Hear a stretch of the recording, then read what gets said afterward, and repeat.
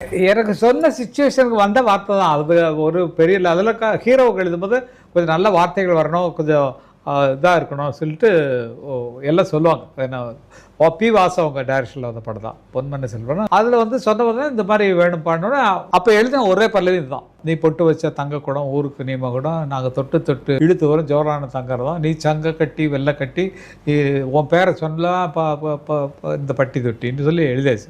நல்லா போச்சு. அப்போ வந்து அது நல்ல அப்போ பாப்புலர் தான் அந்த சாங்கு.